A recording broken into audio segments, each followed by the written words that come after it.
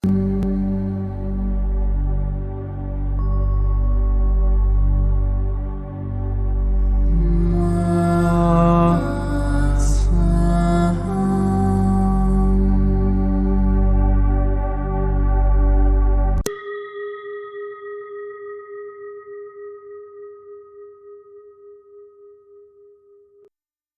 qui suit est la transcription d'un échange entre Mathias de Stefano, désigné ici comme moi, et son soi supérieur, désigné comme je suis.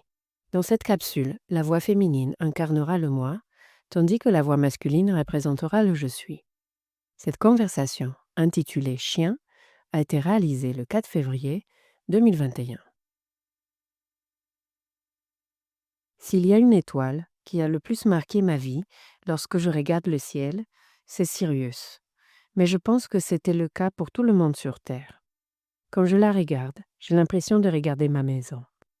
C'est le seul endroit dans le ciel où, en le contemplant, je me sens chez moi. C'est de là que je viens. Sirius signifie brillant, l'étoile qui brûle. Mais elle a eu de nombreux noms au cours de l'histoire, car c'est l'étoile la plus brillante de tout le ciel. À un peu plus de 8 années-lumière du Soleil, c'est l'une des étoiles les plus proches de notre système solaire. Et elle est énorme. C'est pourquoi elle marquait le début de l'année dans de nombreuses cultures, tant au nord qu'au sud du monde. L'ortho Eliaco de Sirius. Ortho signifie lever du soleil et Iliaco est ce qui est lié au soleil. Pendant 6 mois de l'année, Sirius disparaît d'un hémisphère pour apparaître dans l'autre. Et les 6 mois suivants, elle réapparaît. Le jour où elle apparaît, juste avant le lever du soleil, était considéré comme le début de la nouvelle année. Selon la latitude à laquelle on se trouve, ce début d'année aura lieu à une date ou à une autre. Plus on se rapproche de l'équateur, plus l'étoile apparaîtra à la mi-juillet.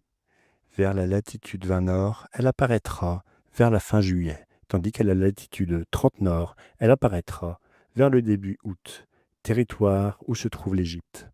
Raison pour laquelle août était le premier mois de l'année, tandis que la fin juillet l'était pour les cultures d'Amérique centrale. Comme les Mayas, le 25 juillet. Sirius est l'étoile la plus brillante du ciel, mais aussi la plus représentative de la constellation du Grand Chien. Bien sûr, la vision humaine n'a rien à voir avec ce que cette étoile représente.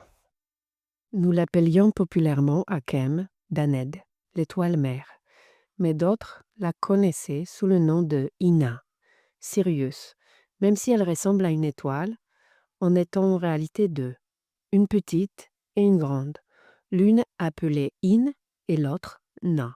Au début, je pensais que cette étoile était très importante pour moi, parce que je me souvenais qu'elle marquait Noton, la crue du Nil, parce qu'elle était la mère, Isis, dans les cieux. Mais c'était aussi parce que non seulement ceux qui nous ont enseigné tout ce que nous savions venaient de là, mais aussi parce que j'y avais moi-même vécu. Sirius était ma maison. C'est là que j'ai entendu parler pour la première fois de la terre. C'est là que j'ai entendu les Trévés mentionner la plantation de monde. C'est là que j'ai senti que je devais faire partie de ce que je fais aujourd'hui. C'est là qu'a commencé ma mission dans ce monde où je vis aujourd'hui. Parfois je regarde l'étoile avec nostalgie, mais ce n'est pas parce que je regrette de ne plus y vivre, mais parce que cette nostalgie est provoquée par le souvenir que c'est là-bas que j'ai reconnu ma raison d'être, qui a donné un sens à mon existence. Et aujourd'hui, cette année, je n'aurais jamais pensé que je vivrais en accord avec elle, car l'Éliaque syrien de 2020 était justement le jour de mon anniversaire. Le 4 août, mon 33e anniversaire. Sirius continue de marquer mon chemin. Car il te conduit vers qui tu es, vers ton être. C'est à cette même époque que nous avons reçu leurs représentants, les Syriens, les Ina. Tout a commencé par le rêve d'un enfant, un message du futur. Sa mère, consternée par ce que l'enfant lui avait raconté, a essayé de me contacter pour partager son message, car j'étais dans le rêve de l'enfant. J'avais commencé mon règne à Runila, capitale de Kem, il y a environ 12 000 ans. Son rêve parlait de ce qui allait se passer dans les milliers d'années à venir, et sa vision m'a horrifiée. C'est pourquoi nous avons décidé de convoquer un conseil, où les 12 familles se réuniraient, mais nos ancêtres stellaires seraient également convoqués. C'était la 2e fois que je les voyais de ma vie, et peut-être l'avant-dernière. Nous avons attendu le moment où ils reviendraient, car il leur fallait un cycle de plusieurs années pour s'approcher de nous. Nous les avons accueillis sur le fleuve, avec des bateaux prêts à les emmener devant le gardien du temps, le Sphinx, et devant lequel nous nous sommes tous réunis pour faire les offrandes, les vœux verbaux. Nous nous sommes donc réunis dans la grande salle, convoquant la réunion que nous appelions Arin Folink, du soleil, de la lune et de l'étoile. Les Ina se couvraient le visage et nous avertissaient de ne pas les regarder directement dans les yeux, car les leurs voyaient tous les temps, et nous n'étions pas prêts à le contempler. Mais je l'ai fait. Je me souviens avoir levé les yeux au moment où l'un d'eux a parlé, et alors je l'ai vu. Je me suis souvenu. Ce fut le moment clé qui a marqué ta vie actuelle. Je sais. C'est la raison pour laquelle je me suis souvenu de ce que j'ai vécu dans leur monde, et je me souviens de ce qui a été fait et convenu dans cette vie. Ils ont dit, le temps est comme un miroir. C'est pourquoi la question que vous devez toujours vous poser est quand. Ils ont fondé tout ce que nous sommes, la civilisation humaine à son apogée. Ils ont donné les plans aux architectes pour construire les pyramides. Ils étaient ceux qui parlaient à travers le temps d'un simple regard. Sirius était bien plus que l'étoile la plus brillante. Elle était la mère de tout ce que nous sommes. Elle était la mère du ciel qui a fécondé la vie sur Terre. Elle nous a donné un but. Elle nous a enseigné l'univers. Et moi, elle m'a fait me souvenir. Elle t'a montré que se souvenir, ce n'est pas avoir de la mémoire, mais connecter les parties de toi dispersées dans le cosmos. Comment comprendre cela? Les grands scientifiques, artistes, philosophes, musiciens, écrivains, producteurs n'ont pas d'idée, ils sont l'idée. Mais pour devenir l'idée, ils doivent s'étendre au-delà de ce qu'ils sont, de ce qu'ils savent, ouvrir la boîte. Penser hors de la boîte. Ouvrir le proticta à toutes les dimensions. Nous avons expliqué que chaque particule est en réalité la projection vibratoire d'une autre particule et que par conséquent, elles sont toutes les reflets les unes des autres, qui se regroupent par harmonie. Cette image t'aide à comprendre que les particules ne font qu'une, dispersées dans le cosmos par millions, et qu'avec la bonne vibration, elles s'aligneront les unes avec les autres, quelle que soit la distance. Leur vibration est comme une note, et ensemble, elles créent une mélodie. C'est ta musique, et tu l'appelles mémoire. C'est pourquoi nous avons souvent besoin de musique, de sons, de chants, de mantras, pour éveiller cette information en nous. La vibration éveille l'énergie, l'émotion, où tout est enregistré, et celle-ci se transforme en action dans le corps. Le souvenir n'est pas un retour en arrière, c'est vibrer, de telle manière que tu connectes toutes les particules de toi-même projetées dans différents temps et espaces, et ton corps les ressent, comme présentes à travers les sens de l'intérieur vers l'extérieur. C'est ce que l'on ressent lorsqu'on canalise, se souvenir de soi-même dans différentes dimensions. Lorsque je m'expand, je cesse d'être moi pour être plusieurs, pour être ce que je suis. Et tu sais bien que tu as parcouru chaque monde conscient, et que tu es dans celui-ci par ta propre décision. Et tu sais bien que c'est depuis Sirius que tu ressens la grande responsabilité, et ils te l'ont rappelé il y a 12 000 ans. C'est le grand poids que je porte. Dis-moi, quel est-il? Quand j'ai su que le virus consumait des mondes, j'ai pris la décision que je devais faire quelque chose pour y remédier. Quelques vies plus tard, je suis né dans l'un des systèmes d'Orion, et de là, j'ai coordonné un secteur de la sémence des mondes, avec tant d'autres milliers qui ont fait de même depuis divers mondes, vers tant d'autres planètes. S'aimer des âmes de nos systèmes vers ceux de ce côté-ci, comme la Terre. Et aujourd'hui, quand je regarde les nombreuses personnes autour de moi, je ressens une grande responsabilité, qui frôle parfois la culpabilité. Est-ce moi qui les a convaincus de naître ici? Est-ce ma faute s'ils sont piégés dans ce monde? Tout ce que je voyais comme systémique à Sirius devient ici pure émotion. Comme si un vieillard redevenait un enfant, recommençait avec une immense connaissance intérieure, mais avec les hormones de celui qui grandit. Et j'ai senti que, peut-être, c'était ma faute. Et c'est pourquoi en voyant les yeux du Syrien, en me souvenant de mon rôle dans tout cela, je me suis dit que je ne pouvais pas partir d'ici sans aider ceux qui ont autrefois aidé les systèmes. Et qui sont encore en train de le faire. Oui, je sais. Et pour combien de temps encore? Personne n'a été obligé de venir ici. Tous ont été responsables de leur choix. Mais pour un grand groupe d'âmes, j'ai été l'un de ceux qui ont désigné ce monde et ont dit le mot là-bas. Et tous ont suivi mon doigt jusqu'ici. Parfois, je me sens responsable, au-delà du fait que cela ait été leur choix. Et même si on me le rappelle sans cesse, je ressens une grande douleur dans mon âme que j'ai du mal à libérer. Et hier, je l'ai revécu, en me souvenant des conversations que j'ai eues à maintes reprises avec des êtres de différents mondes. Raconte-moi. Sur Sirius, dans le monde dont je me souviens sous le nom de Gludok, on organisait souvent ce genre de réunions où l'on débattait de l'ordre et de l'harmonie de la galaxie. Quand j'étais enfant dans cette vie, je me souviens qu'un représentant d'une des races avait dit que le projet Anglo-Saha, Terre, se déroulait comme prévu et qu'il envisageait d'ouvrir les portes de la communication directe. À quoi un autre a immédiatement répondu qu'il ne permettrait jamais à un humain de mettre les pieds dans la salle de la Confédération. Ces mots ont été: un simple rire d'un humain pourrait tous nous tuer. Il parlait de l'humain comme d'un virus, d'une bactérie qu'il valait mieux contenir. Cela m'a effrayé. La quantité d'énergie générée par un humain peut déséquilibrer des mondes entiers basés sur des modèles subtils. Il serait un virus dans le système. Pour d'autres, les humains étaient une source d'énergie naturelle, tout comme d'autres mondes, qui exploitent les planètes en développement jusqu'à ce que celles-ci apprennent à gérer leur propre puissance.